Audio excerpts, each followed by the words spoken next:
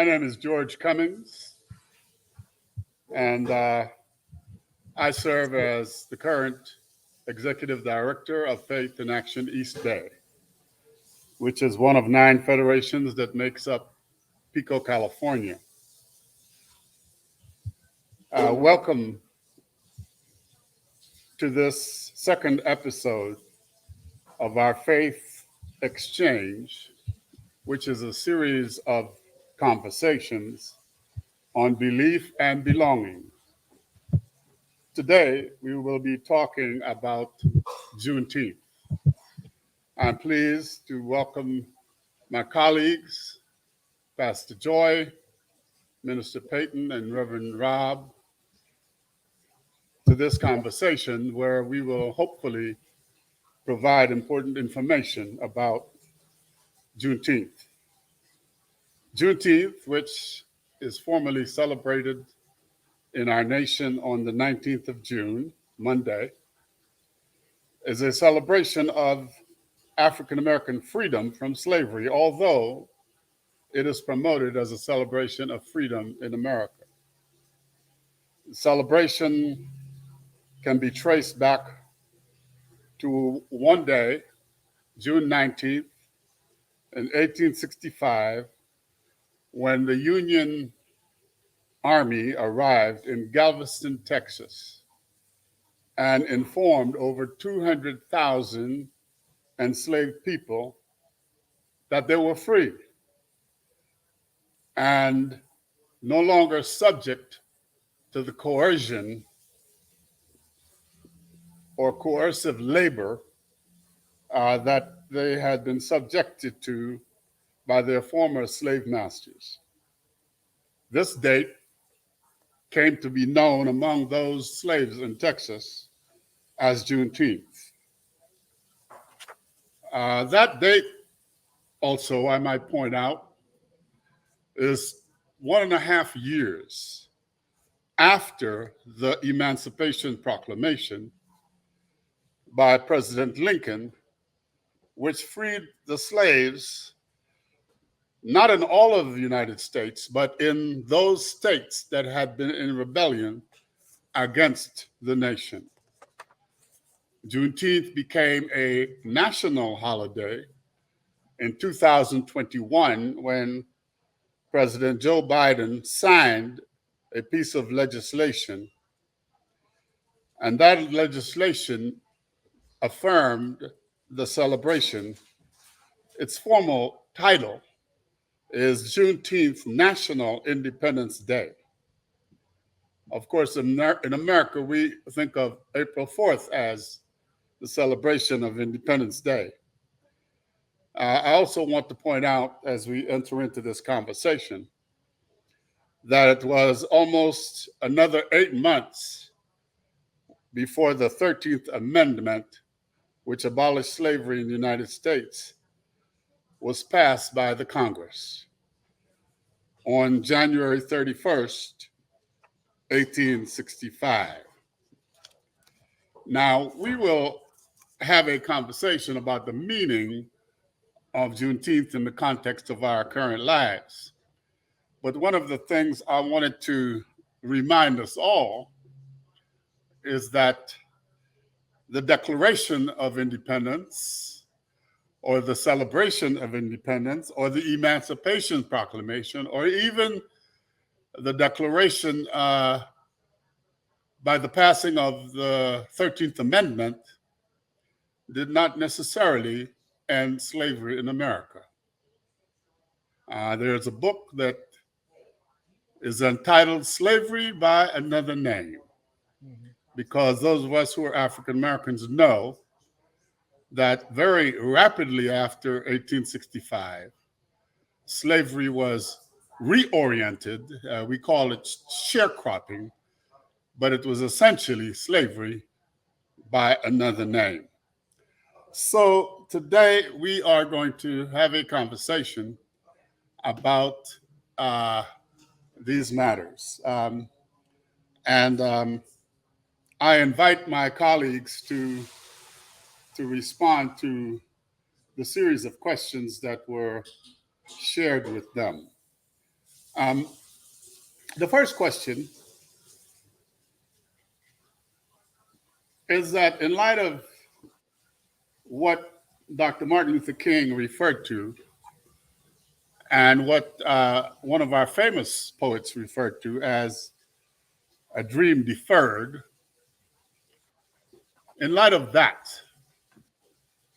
and the affirmation that the dream of freedom and democracy for all has been a part of the American journey for all of the journey called America. In light of that, what does it mean to you to celebrate Juneteenth this year? And I want to start with Dr. Joy and ask her to introduce herself and then answer the question. And then we'll go to Minister Payton and ask him to also introduce himself, and then on to Reverend Rob.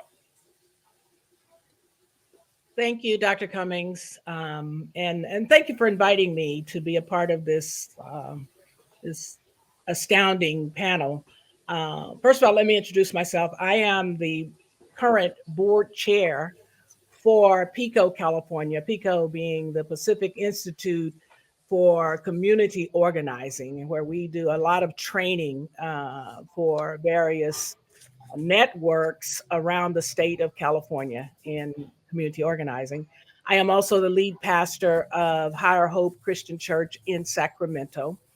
I hail from the region of Texas and Oklahoma. My people, I was actually born and raised in Oklahoma, and my people originated in Texas. And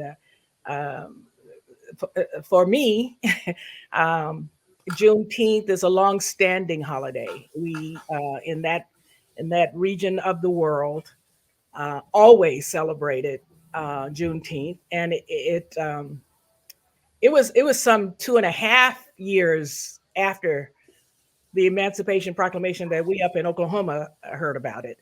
And the celebration of Juneteenth, in my recollection, in my childhood coming up, it was more of a kind of an act of resistance, because Juneteenth, of course, was not embraced by the non-African Americans of those townships. My township was completely segregated with a railroad that runs through the middle of it. And so on one side of town, you had those who wanted to celebrate. On the other side of town, you had those who hired, who paid the who paid the salaries, the fees of those of us who lived over in what is known as the Hill. We were the sharecroppers, but we took that day off, and some to their own demise at times, took the June 19th, and it doesn't always fall on a weekend. It falls right in the middle. June 19th falls right in the middle of a week. And it was something of pride, something of empowerment to not work, not show up for work on that day. There was great celebrations were going on. And so this year, I have both. I have a little bit of ambivalence about this this streamlining, this broad spectrum of celebration. It seems to me that there's now, almost, I don't know, it's a little shallow. I guess I'm just going to say it to my brothers here. It feels a little shallow to someone who has gone through what we went through. Even the criticisms that we would receive from other states who considered our celebration to be, you all are backward, you didn't know, and you didn't know for a very long time, and that kind of, stigma, right?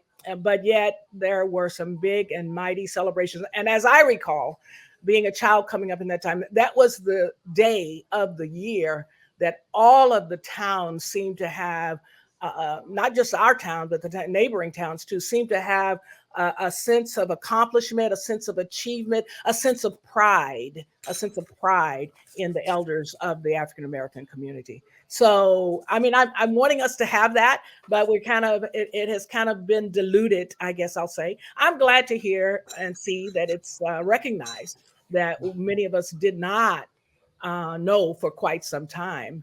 And it was to the advantage of certain people to keep that information from us. How about that? Yeah. So Oh, that's what. let's talk. That's really helpful, Dr. Joy. I acknowledge that watching how highly commercialized Juneteenth has become has made me somewhat cynical about not the idea, Right.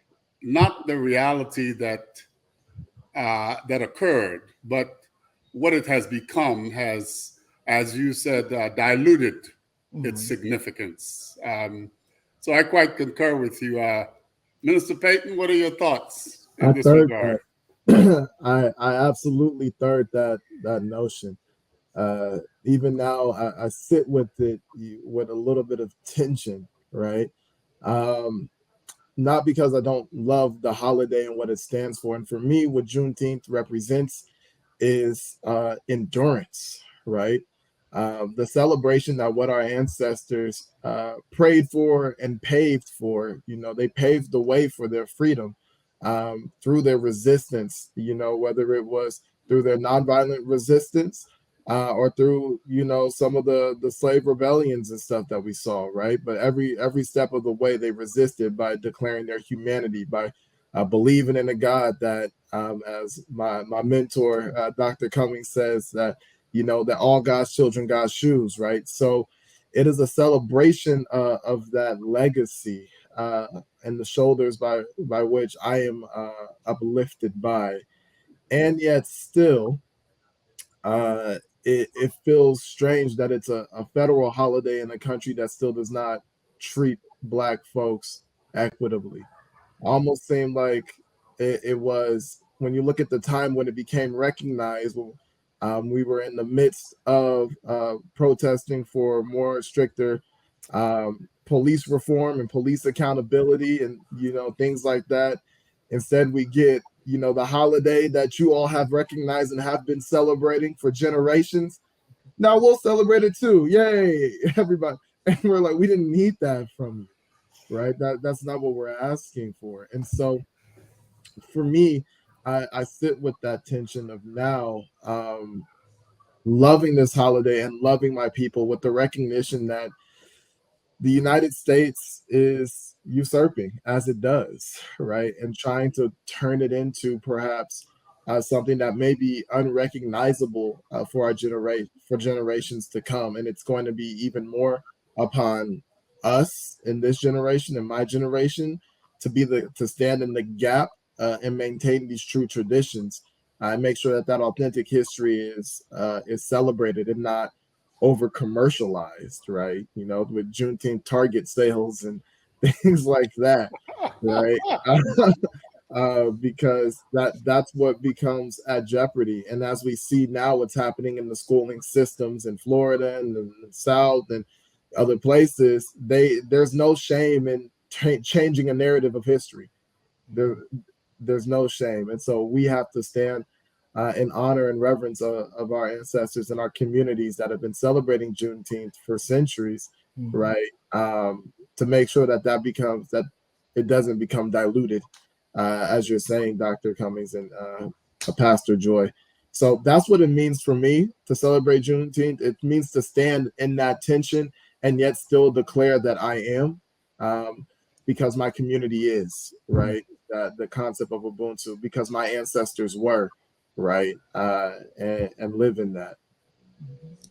So, Payton, before Reverend Rob goes on, it occurs to me that you are the youngest person in this conversation. Yeah. You represent a generation of people. Mm-hmm. And I'm curious about how you think your other compadres in your generation think about Juneteenth. Yeah, I think.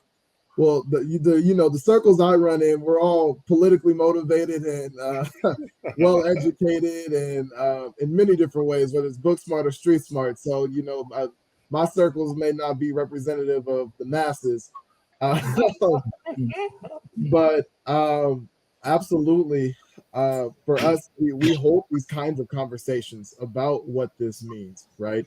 And so we think about it as yes, the celebration of that history, and also just a time to have fun, right? A time to go to a cookout, a time to play spades or dominoes, a time to go to, I'm in LA, so we're going to go to Leimert Park, right? A time to just go and just be amongst Black people, right? And I think that's really what a lot of folks really see it as. It's just a time for us to come out and be amongst each other, have fun, listen to good music, and enjoy life, right? And so that's really what the main ethos is when it comes to this season and this time. Rev Rob, what are your thoughts? I agree with everything that's been said already. I'm Reverend Rob Newton. I serve as Director of Clergy Organizing for Faith in Action East Bay. I'm born and raised in Oakland, and I have celebrated Juneteenth like my whole life, probably because my stepfather's family migrated to Oakland from East Texas. So Black Cowboy parades and Juneteenth barbecues were normal for me. But then I moved to DC in my late 20s, and I got a day off from work for Emancipation Day in April, and it shook me. I was confused. I didn't understand what was going on. I knew the 4th of July and I knew Juneteenth. And then it just, it had me looking to figure out, like, okay, folks were freed at different times, at different places with different statutes, and like everybody wasn't free. But like freedom was a process, right? It wasn't a one-time event.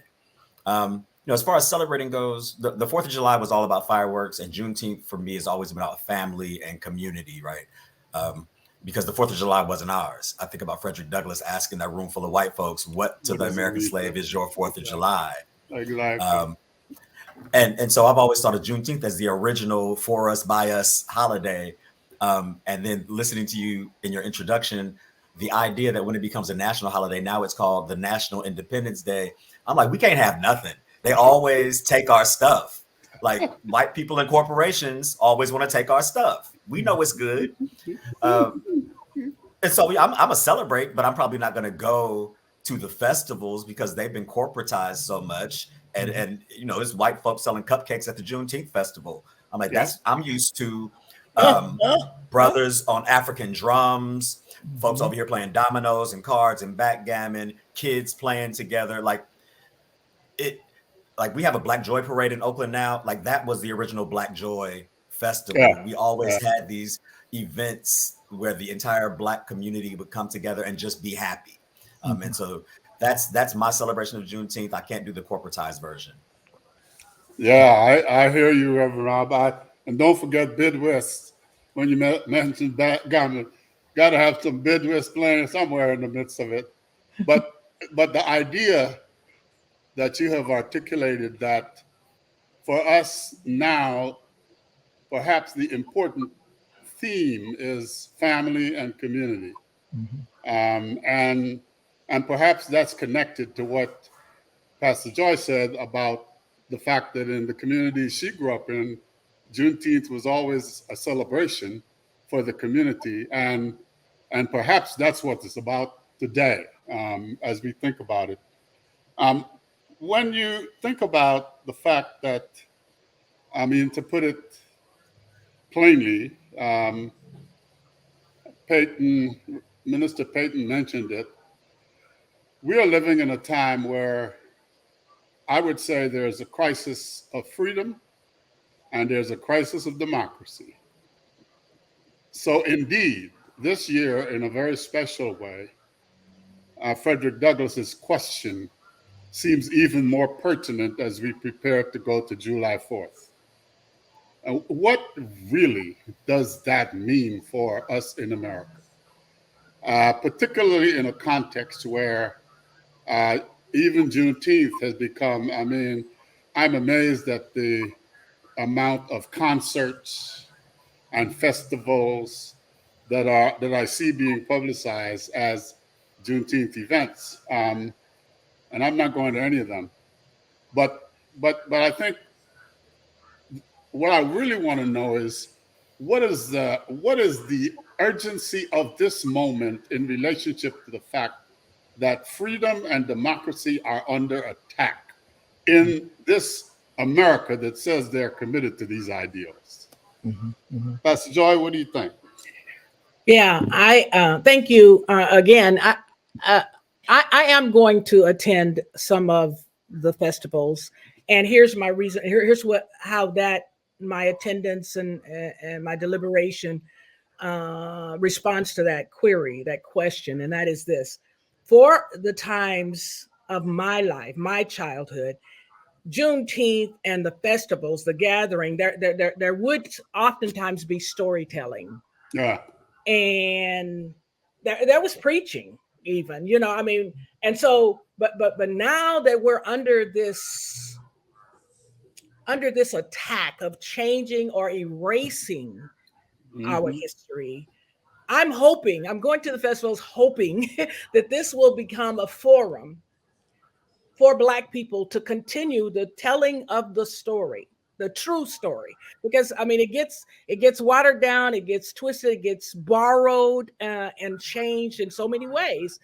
It for me was coming out of the mouths of trusted individuals, people who my mother, father, grandfather, grandmother, whom they trusted, you know, because most of the time they were in closed circles and could not talk out in the open, right?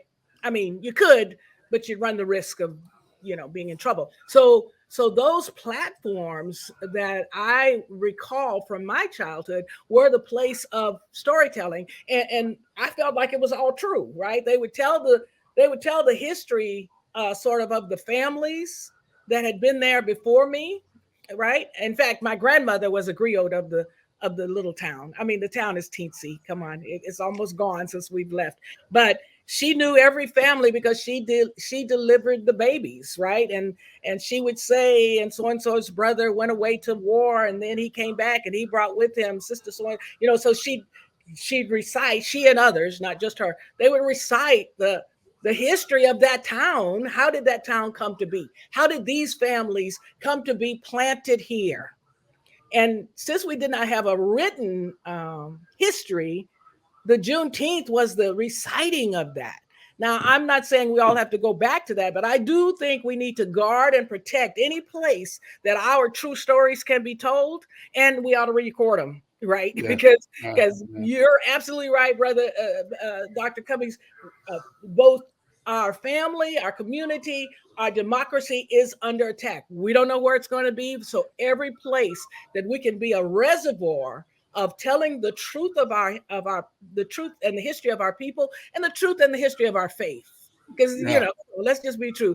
There's a borrowing of our faith. What is it that is ours that helped us to get over some of the most difficult places and the most difficult times? Got to tell that story because we'll lose it otherwise.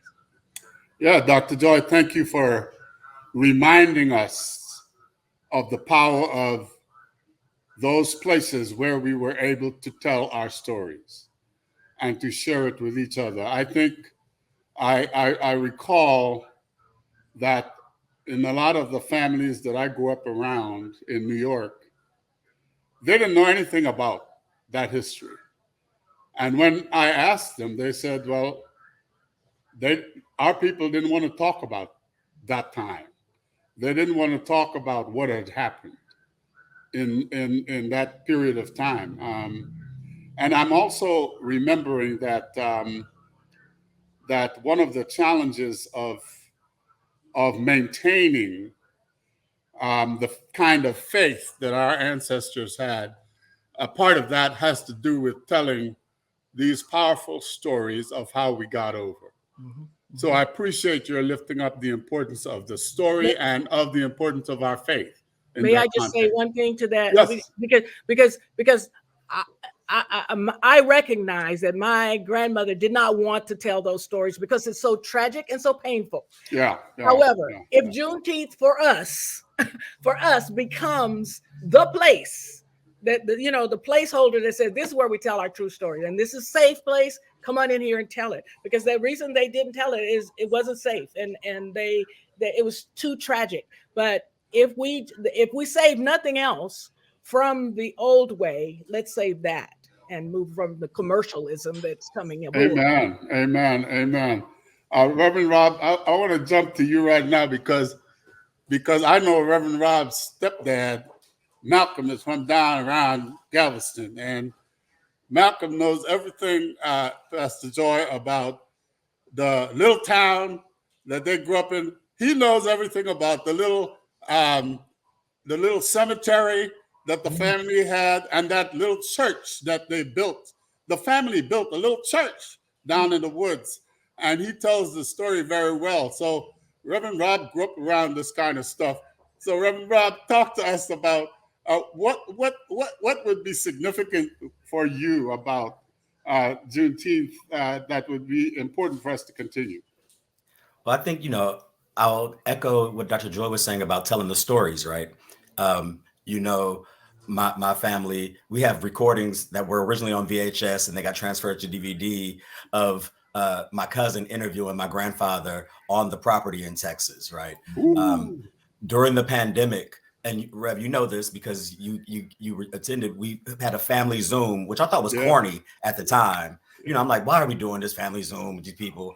Everybody's in isolation, but we get on, and with the oldest living member of the family that's in Texas, and folks just to ask questions, and we recorded the Zoom, right? And folks just ask questions. We heard this story back in the day, and what really happened, and he could tell what really happened, right? From separate legend from fact. And those things are valuable now. I wish, my grandmother lived to be 100 years old, and I had those adult conversations with her about why did y'all leave Mississippi, and why did y'all leave Arkansas, and why did you leave St. Louis, and why did you get the house? Why did you come to Oakland? And I wish I had those recorded.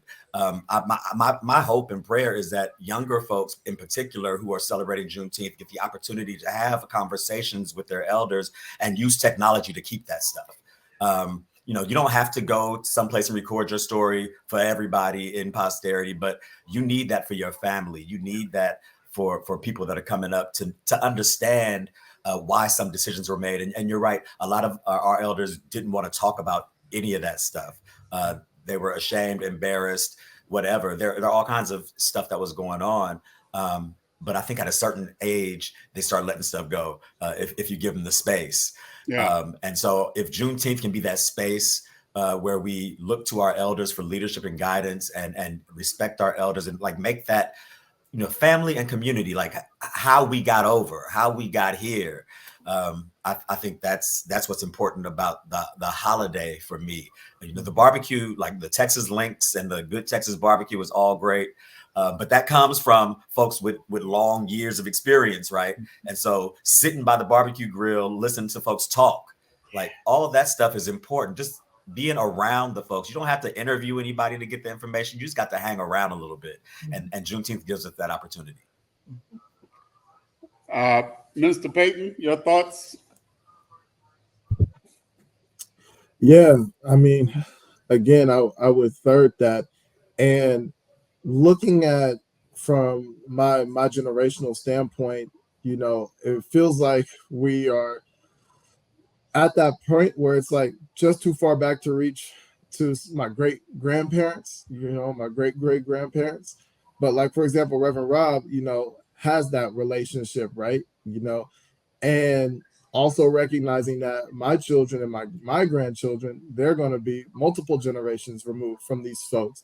But when we look at it in this point in time, there are still folks, for example, my grandmother who just passed away about 3 months ago, she grew up picking cotton in Alabama, right? Her great grandmother, was enslaved, right? And so there's that generation that, I touched and prayed with the hands that touched and prayed with the hands of somebody that was in slavery. And the knowledge that this next generation, my children, they won't have that. It'll be I touch the hands that touch the hands that touch the hands. But it's still really, really close. And so figuring out, I think for us, we have to learn how to be very not only interested in those stories, but the recognition how sacred it is to carry those stories moving forward. I think the other part that's essential to keep with Juneteenth is just the celebration, right? The fun, right? There are times to sit around and go through these stories and, beg of our elders and ask of our elders. But they just want to be able to sit back. It's one thing I know about my grandmother. Her favorite thing was just to sit back and watch the family be family, right? Watch the kids run, watch the aunties and uncles gossip, watch the people play sports, and just enjoy that, right? And I think that is also the other thing that we need to make sure it goes forward, is that we make sure that the joy remains ours in that place, right? Authentically ours, right? And we don't let anybody else tell us what is fun and what is not fun, right? If we want to bust open fire hydrants and let the water flow in the streets, we do that, right? We don't let anybody tell us that we can't do that, right? If we just want to sit back and eat food or whatever, right? I think that is incredibly essential. And just like somebody else mentioned, like the African drumming and dancing, like things that link us to, our deeply African heritage, that also has to move forward, because otherwise with the commercialized parades and stuff, we run the risk of just doing another Macy's Thanksgiving Day parade, just black. Right? And don't nobody want that, because that's not how we do things, right? So we want to make sure that we celebrate in ways and culture that are culturally representative of who we are, and authentic to that all the way through. Minister Payton, what do you know about opening fire hydrants and letting water run? What do you know about that? I can tell a funny story about that real quick. Not just from what I seen and do the right thing. I know you claiming you're New York, but but one time we was driving down East 14th. We was in deep East Oakland. It was me and my dad. He had his Volvo S80, and they had the fire hydrant. They had it going there spraying on the cars on the side, and my dad was like, "Oh no." So I was in the passenger seat, and we was driving through real slow, and this young lady, she walks in front of the fire hydrant, and she couldn't have weighed nothing but maybe 110 pounds. She walks in front of the fire hydrant. She didn't know no better. She got blew by the current and slammed into the side of my dad's car. My dad's like, "Oh no." And we pull over, we get out, and we check on the girl. And everyone's like, she's fine. We check on her because my dad works in the hospital, and she's okay, just a little bit dazed and rattled. He's like, "Y'all can't walk in front of it. Like, the pounds of pressure coming out is a lot." So that was my first experience with letting out fire hydrants and water in Oakland. I was like, "Oh man." Yeah. Well, I'm from New York, Brooklyn, and I have to tell you that I don't remember anybody in Brooklyn celebrating Juneteenth. Yeah. I never heard of Juneteenth till I moved to California. Mm-hmm. So that says a lot about our geographical distribution and the experiences that we have. And I want to switch the conversation about so that it relates more to our work as organizers in a minute. But I think it is really, really important for us to remember and highlight, Payton, what you just said, that part of what Black people did in the context of a world in which they had few choices to make decisions about their lives was that they found ways to celebrate each other, to celebrate life, and to connect with each other, and to connect to their spiritual values that kept them going. I remember when I was a little boy, my grandmother used to play Mahalia Jackson. Every Sunday morning, we would wake up to How I Got Over, Mahalia Jackson. Oh my God, how I got over. My soul looks back and wondered how I got over. Pastor Joy, I agree. I think, and all of us agree, that part of the reason we need to emphasize these celebrations, as well as celebrate what I think should be happening in churches everywhere, is this tradition, this deep faith, this deep culture that enabled us to survive. My friend, Dr. Hopkins, speaks about shoes that fit our feet. we created. Mm-hmm. We created practices. We created values that a lot of other people wouldn't understand, but those were the places where we were able to affirm our humanity and to continue to survive. Mm-hmm. So I really appreciate this conversation for a lot of different reasons. Now, would each of you say a word about how you see in your community where you live the dream deferred being occurring? I mean, like, in what places, in what venues, in what issue areas do you experience this deferred dream in our community?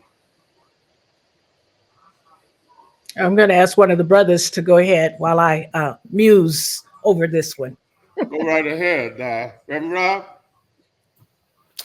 So when I think about what a dream deferred is in the community, two things come up for me, right? First is what are folks dreaming about? Like, what are our dreams? Are our dreams really like? I worry that many of our dreams are based on what American culture values, and not really our true dreams that we would have had we not been enslaved and oppressed in this country, right? Yeah. It's just like this American ideal is what I fear folks dream about. But even if that's the case, I think about the poem that comes from Langston Hughes' poem about what happens to a dream deferred, which really reads like a lamentation, right? He doesn't. It's not a really happy ending to the poem. It's not a dream deferred. It's not a dream denied. It's like, what happens? And I feel like, particularly in doing this work, when you are raised in cities that are oppressed and are violent, and that's your norm, that's normal for you, you don't know anything else, then do you even have dreams outside of this limited space? I worry because I've seen some of my friends who have never left Oakland and never had dreams. I saw my godbrother's father tell him that he was never going to be anything. And I saw my godbrother believe that. And I saw that come to pass.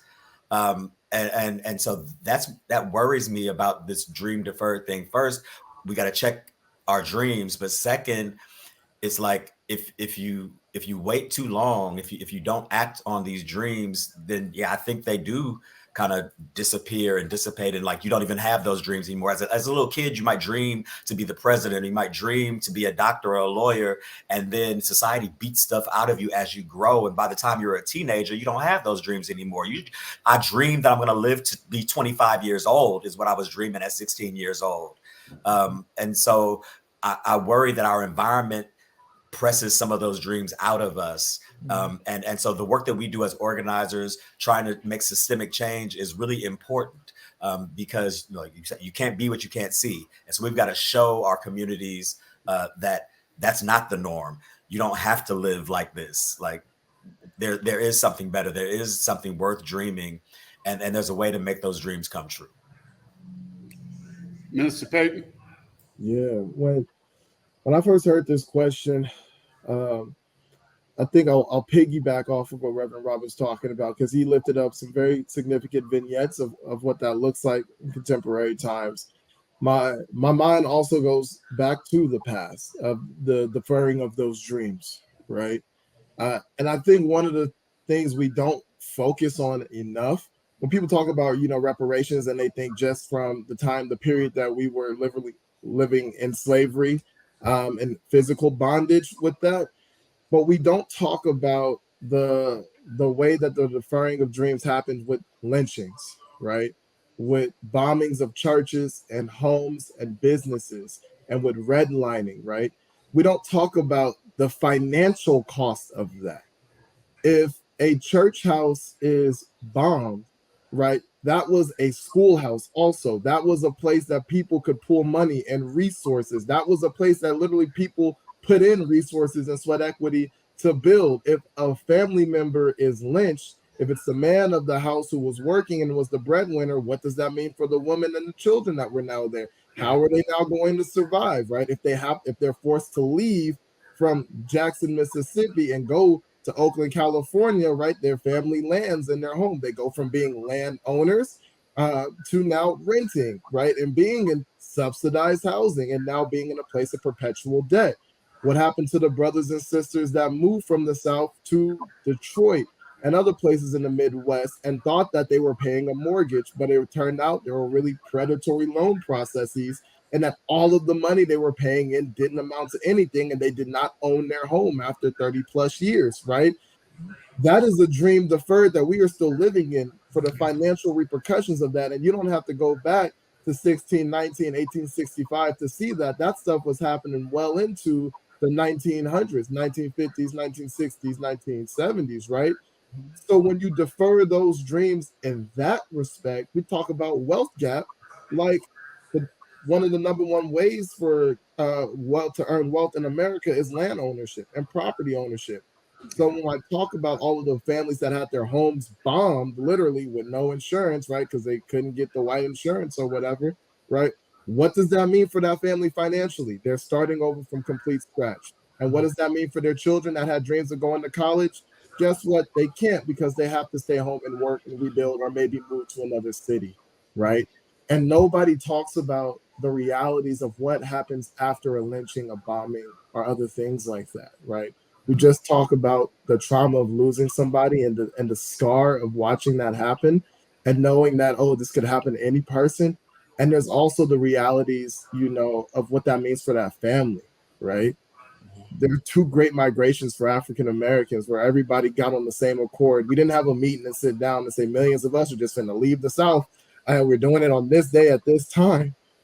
Folks everywhere could feel in the spirit that it was time to get out, right? And it would happen like in churches, and we would do that together in caravans, right? But it was widely felt that we could not build in some of these places. And as Malcolm X will report, right, life wasn't much better in the North neither, right? They didn't want us up there either. So I think we're also living in that deferred dream for my parents and my grandparents' generations as well of what they had to endure and where they started from when potentially they could have started from a lot more had all those other things not happened, right? Yeah. Pastor Joy? Yeah, well, I thank you all for going ahead of me because one of the reasons I didn't want to jump out there, I'm living in the middle of a deferred dream right here in Sacramento, the area in which my ministry resides, has witnessed 12 shootings, 12 shootings since Monday. 12 shootings since Monday. 12 people have been shot since Monday, and five of those have died. And I concur and agree with everything my brothers have said here, and I think that my experience, the real today, day by day experience, is representative of a limited dream. Because even though we celebrated the Juneteenth and the Emancipation Proclamation meant freedom, but it was freedom to what? It was freedom to more poverty, right? I admit I'm from the deep South where it's agriculture. And that was the only source of income. We did not have ghettos. We just had poverty. Everybody in my community was poor, right? And so all around me, if I'm going to have a dream, it would be foreign to what it is I'm experiencing. When I minister in the area I'm ministering in, it's in California. It's in the capital of California. It's in a neighborhood, however, though, that when these young people wake up, it's not that different than when I would wake up. Because all around them, what they see is this same behavior. Now, I don't want to paint such a bleak picture because we're doing some remarkable things to rebuild and transform this neighborhood. But I'm just saying this has been a really, really hard week. This has been a hard week for us. But it is still this thing of where do you get the dream from? Where do you discover the dream when everything around you paints a nightmare? right? Yeah. And I think that that's we get more and more, as brother just said, more and more of these tiers of disrespect, more and more of these tiers of inhumanity, and so it makes it seem like we're progressing. It makes it seem like we're giving y'all something. We're making it seem like we're meeting the need. We're solving the problems, but you really aren't. You're perpetuating so much of the same. That's what I say about this dreaming. So all of you have referenced a wide variety of issues that constitute what Martin Luther King referred to when he said, "My dream turned into a nightmare." Redlining, housing, poverty, lack of quality education, lack of affordable housing. Many of these problems are deeply embedded in American society and relate very much to many of the problems we have. Today, we also have the additional problem that I think Reverend Rob referenced when he said, "What are we dreaming about?" It is a legitimate question. Who is making our dreams? And what are the dreams that are being perpetrated by social media and technology? And how does that impact our imagination when we think about who we are and where we want to be? So the priority for PICO California, our organization, our statewide organization that Pastor Joy chairs the board of, the priorities this year are housing justice. In other words, affordable housing, which is a tremendous problem in California, as well as homelessness and the guaranteed basic income as a way of beginning to try to get at the issue of poverty that Pastor Joy referenced, that is not just in Alabama and Mississippi, but in California right now, today. So our organizing work is focused on some of these priorities. What are your thoughts, at least in the places that you are organizing? What do you think about us focusing on those issues? And what do you think about those as being an expression of what I would call faith in action? So we have faith, but we got to put it in action to engage some of these systemic problems that Payton is talking about. Payton, why don't you go first, and then Reverend Rob and Pastor Joy. Yeah, absolutely. I mean, those are fundamentally some of these issues that we're facing. Um, you know, in school, one of the things that we learned, I studied in sociology. There was a term called the tangle of pathologies, right? Which basically means that if you are in an impoverished area, especially for Black folks, it's more than just usually one thing that is oppressing you, right? It's never just lack of money, right? There's a tangle of different pathologies that are forming together to further burden and oppress you, right? So it could be the lack of money, and then it could also be the gun violence, and it could also be not less quality schools or overcrowded schools, and it can also be X, Y, and Z, X, Y, and Z, X, Y, and Z, and name the reason, right? So I say that, in context with also, so affordable housing and these things are important elements for us to work on. It's one element of the tangle of pathology, right? If everybody was able to own their home or live in a place and be able to make rent, that's great. And it would lift a lot of burden off for sure. And we need to struggle and fight and advocate for that because we believe housing is a human right. And there are still other tangles, right? There are still the pathologies that are at work as well that we also got to pull from. And that is the venom, the viciousness of this pernicious system that was Jim Crow, and that was just America, right? Is that it was so strategic. And during our time in South Africa, when we were in Cape Town, that was really one thing that was baffling. So they talked about the story of how when the people were creating apartheid, they looked at the United States as an inspiration. Yep. They took time to study what happened in the United States, what's going on in other places where we see segregation.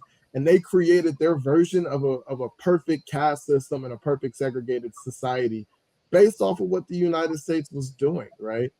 And so one of the things that was really eye-opening for us as community organizers, there was a contingent of Black community organizers from PICO, California that went to meet with other community organizers in South Africa. When we sat down and exchanged and really took a look at what our people were going through and also how we were responding to it, they were very, very similar, right? In the ways that we were organizing and in the things that were burdening us and how we were working to lift that out. And we came to the conclusion, like, it's the same playbook.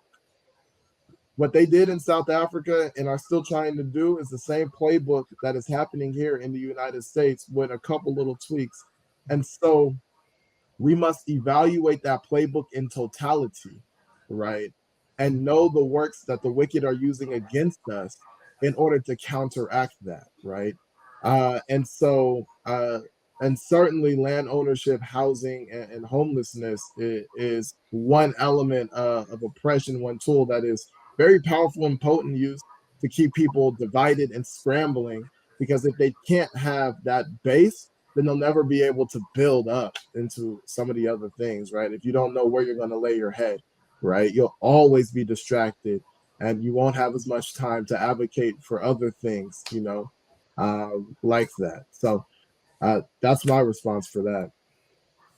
Thanks, Minister Payton. So our campaign, Home is Sacred, fits right into that conversation relative to the importance of having a place to lay your head.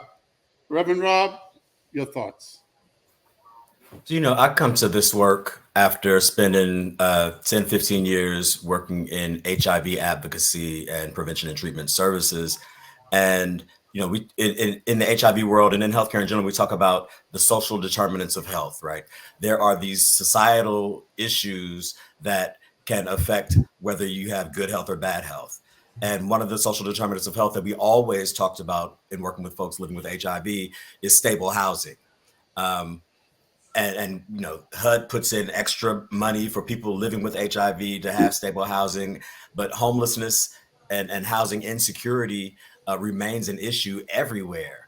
And so I think when we're looking at these housing efforts that we're making with PICO California, it lifts everybody up, right? It's the issue that that everybody is affected by. It doesn't matter what city, what state, what county you're in. Housing is a problem. If you don't have a safe place to lay your head, then you're not worried about taking care of, taking a pill every day or keeping your doctor's appointment. I talked to people, houseless folks that I was serving, that, I can't leave my bag here while I go take a shower because somebody's going to steal my stuff. Like, if you don't have a place to just lay your bag, let it on your head, how are you taking care of the rest of your needs? And so, and I have, personal issue. The same God brother whose father told him he wasn't going to be anything, and I saw that come to pass, died homeless. And it didn't have to be that way. It doesn't have to be that way. There are so many empty spots where folks could live. And we have tents lining the streets. And it used to be that the tents were out of the way and maybe under an underpass or on an abandoned block. But no, the tents are in the middle of the city now. The tents are on the sidewalk while you're walking to the bus stop now. And it's not their fault, right? I think so often we can walk by and look in disgust or just be annoyed by their presence. But where are they supposed to go? That's our responsibility. And so that's why I appreciate the work that we're doing, because we have to come up with some answers about what to do with our siblings who don't have a place to lay their head. Yeah. Pastor Joy? Yes, this campaign that we're under here at PICO, that Home is Sacred. It really does. I think it smacks at the faith ethos of which we celebrate, and I think it ties in a little bit also to what you asked us earlier about the Dream Deferred, because my brothers have already said, you need a place to lay your head down. That is basic. That is fundamental. That is also the starting place. I think you mentioned it a moment ago, of imagination. It's the starting place of your building a dream, being able to build a dream, rest on your having a place that is is your place. It doesn't have to be a Taj Mahal, but that it's your place. Yeah. Yeah. What our society has done, or is beginning to do, and doing it pretty well, changing the democracy to be one where houselessness is about it's either a sin issue, meaning you did something wrong, and that's why you don't have a place to lay your head. If it's not a sin issue, then it's a sickness issue. There's something mentally wrong with you. When really and truly, what PICO is striving to do is to clearly proclaim it to be a systemic issue. It is clearly something wrong with the system that makes it where any one of us are just one paycheck away from houselessness. That's a problem. That's a because we cannot develop anything of what it is that the divine, my faith tradition teaches me there's divine connection between me and my creator. Well, the creator cannot send me the messaging, the messaging can come, but I cannot receive the messaging of what is a good idea to do for my children? What is a good way to work through this particular problem? I can't hear it because there's just too much going on, because I'm just trying to find a safe place over in the corner where it's not too dark. And if somebody attacks me, there will be some way of somebody coming to me. So if that's readily in the forefront of my mind, that means I'm not aligning myself with the creator who really has all the answers that I need. Then that's my preaching moment right there. So, that's all right. That's all right. That's all right. Say amen, somebody. Pastor Joy, thank you for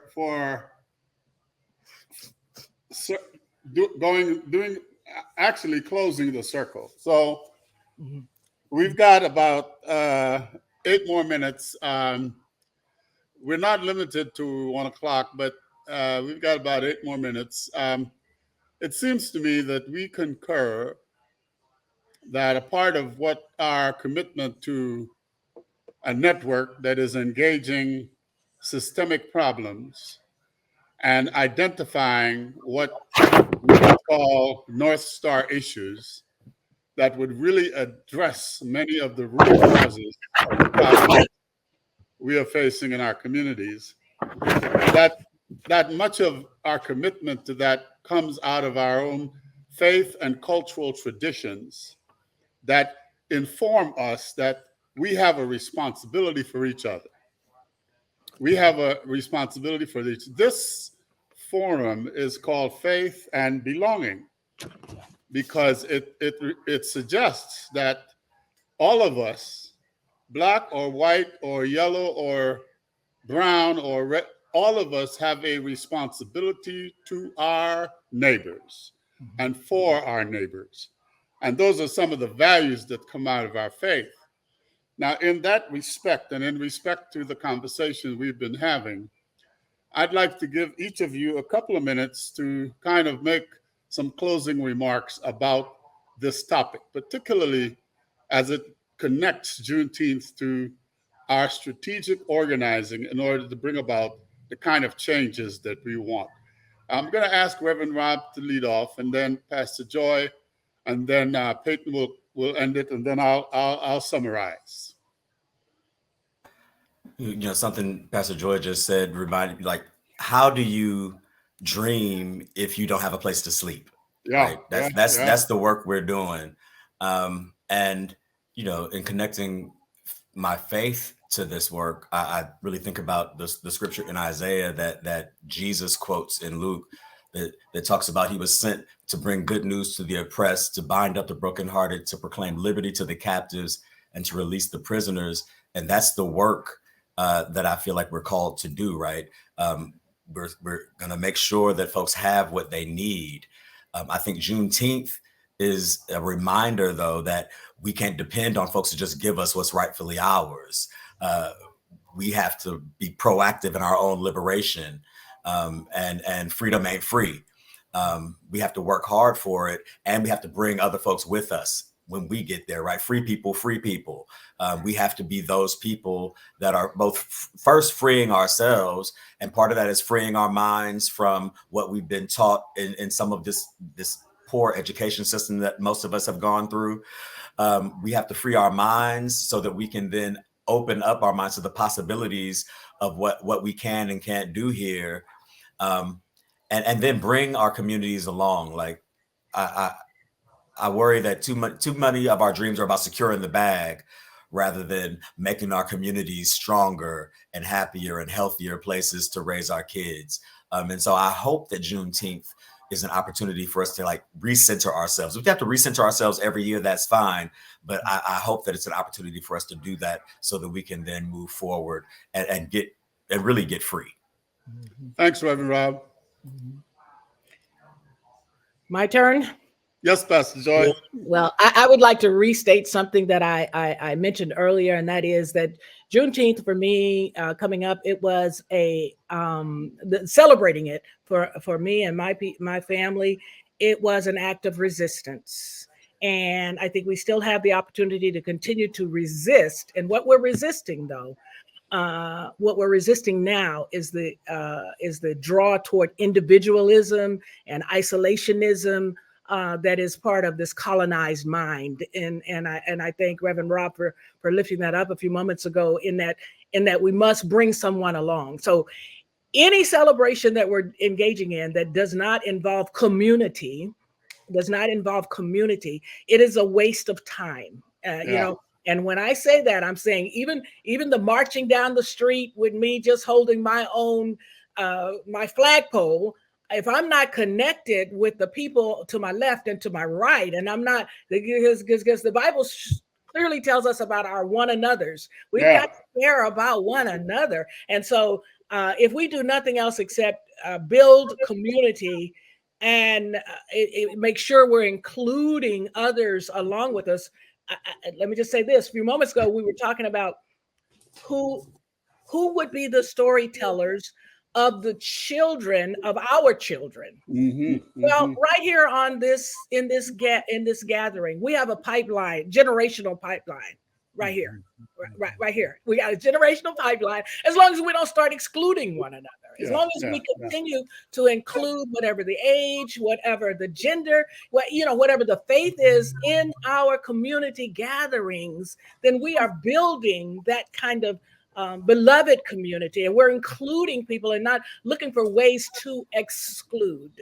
And if we want to do another podcast about excluding folk, I'll raise my hand. No, anyway. So my closing words are about continue to look for how you can build community. Even if you're from a small family, even if you've been a transplant into a city where you don't know somebody, come on, lean in and start to build community with somebody, right? Thank you, Brother Payton.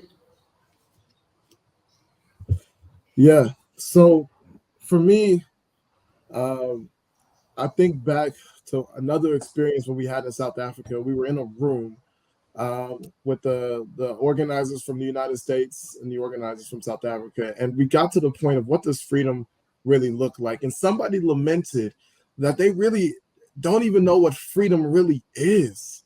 They don't know if they've really fully experienced that. And it's deep and it's penetrating and it's real. And I sat there and contemplated that. There was an experience we had earlier when we went to one of the South African townships, the Langa Township, which was one of the first townships, the first township established outside of Cape Town. And we went to a community center there. And within the community center, we had an opportunity to sit in a drumming circle. And they taught us how to drum. Each and every one of us had our own djembes. And we had the teacher there, and he taught us some rhythms. But even before he could start teaching, I was the first one in the room, and I sat down and I just started to play, right? And I don't know, something in me just came out. And as I played, the teacher, he came in, he heard me playing, he caught on to my rhythm. And then he started adding to it. And more people came in, and then it came to eventually a point where people were dancing. and others were coming in, and we were all just going to this rhythm that I had started.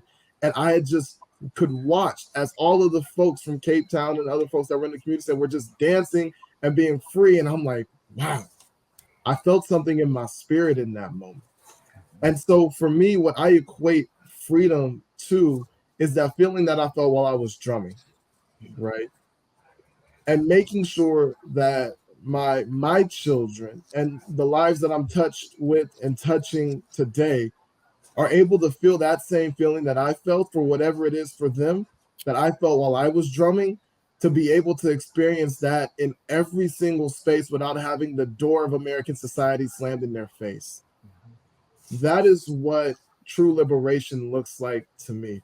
Because the reality is I could feel that feeling drumming and then walk outside and have a negative interaction with somebody that's either intimidated by me or judging me or whatever, and I'm right back to the reality of this society, right? But what we are fighting for is striving for a place where we can all feel that sensation, and it's not limited to just a moment, but it is actually the experience of life. And I believe, as we've all referenced our faith traditions, I believe that is what God has for us. When he says, I have come that you may have life and life more abundantly, right? That you may be liberated in your walk in all that you do, not just when you show up in the upper room, but Jesus is out on the streets distributing liberation for free, right? All it costs is a little bit of faith. All it costs is a little bit of grit. Do you want to walk? Do you want to be healed? All it costs is that belief, and it's not going to be an easy route. He never said it was going to be an easy route, right? But if we believe and trust in that God, we know that he is faithful to fulfill that, right? And that's what it is for Juneteenth that I'm carrying with me and seek to continue to promote throughout the generational pipeline. Thanks, Payton. Thanks, Reverend Rob. Thanks, Pastor Joy. I am reminded of a phrase that I have used many times that goes like this: hope is hearing the melody of the future. Faith is having the courage to dance to that melody. Payton, the old folks would say what you were feeling was the spirit. That you was feeling the spirit, boy. and that spirit is not subject to our control. Amen. But the spirit, at least according to the faith that we represent here, that spirit is all about freedom. It's all about comprehensive freedom. And it must address the issue of economic inequity, racial inequity. It's not enough to, Payton, not enough to have the vote, as they do in South Africa. But if you don't have some control over the economic society, the economic systems that shape our society, that freedom is very elusive and very difficult to attain. And in the United States of America, of course, we continue to struggle with the fact that the freedom is deferred because so much of what we have worked for as people is being diluted and dissipated. I want to mention just a couple of resources that I think are helpful and useful for those who might be interested. One of them is this series that's running now entitled the 1619 Project. I think the 1619 Project, if you want to find out more about this journey that we're talking about, that Juneteenth is a part of, talks quite a bit about many of those issues. I also want to mention a couple of books. Ibrahim Kendi has a book entitled Stamped from the Beginning. Stamped from the Beginning. And he has now produced a graphic novel with pictures about that book. And then Ibrahim Kendi has also written a book, How to Be an Anti-Racist Organization or People. I'd like to mention also a book by Edward Baptiste entitled The Half Has Not Been Told, because that gets at the details of how the United States economy became powerful on the backs and bodies of Black men, women, and children. And that is a part of the story. The fact that Black people ran away when they could from the Deep South was a reflection of the horror that they lived with every day. And the fact that they had to flee. They had to flee. And maybe they fled up north and found the same thing up north, but they knew they had to get out of there. Or in many cases, risk being lynched if they said anything at all. That book is very powerful. The Half Has Not Been Told. The writer is Edward Baptiste. And then in relationship to our faith, I want to lift up Gaylord Wilmore, an author who wrote a book entitled Black Religion and Black Radicalism, which locates the prophetic social tradition, social justice tradition that is so present in many Black churches that connects our faith to our political activity on behalf of freedom. That book is really important. And then behind that book is Gaylord Wilmore's book entitled Slave Religion, where he talks about the fact that the religion that African-American slaves crafted down in the hush harbors and the swamps on the plantation was a religion that enabled them to support each other, to connect to the Creator God that provided them a space and a venue and a means to survive in a world that was destroying them every day. I will close with the words, first of all, thanking each one of you, Pastor Joy, Reverend Rob, and Minister Payton for this very, very important conversation, which I hope helps to educate a lot of people who don't really know anything about Juneteenth, other than that it's a holiday and it's a celebration. Thank you all for that. And I hear you, Pastor Joy. If we decide to do something in faith and belonging on what it means to belong or belonging and otherness, which I think is a really important conversation. John Powell says that the major crisis of the 21st century is who belongs and who is being othered. Yes. And so I think that conversation is essential. Calvin, that's something that all of us here would be happy to have another conversation about. But back to the question of faith.